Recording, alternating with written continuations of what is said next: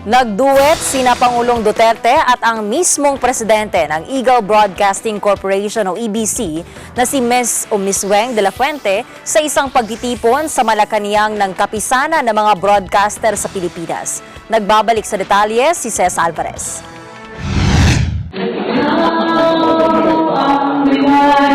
Viral ngayon sa social media ang video ng duet ng ating Eagle Broadcasting President Weng de la Fuente at ni Pangulong Rodrigo Duterte. Naganap ito sa KBP General Membership Meeting sa Malacanang noong Agosto pero naipost lamang sa social media nitong linggo. Espesyal ang awitin dahil isa ito sa paboritong kanta ni Pangulong Duterte, ang Ikaw, na originated by Sharon Cuneta. At dahil nga paborito ito ng Pangulo, ay naging game si Pangulong Duterte para makipag-duet sa ating EBC President. Ikaw ang tanglaw sa aking kabiyak nitong puso ko.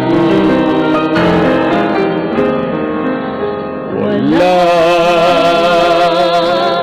ni kahati man saglit na sa'yo'y may pabalik. Ngayon ka't may ikaw ang lahat ng aking galaw. Ang sanhi ay ikaw.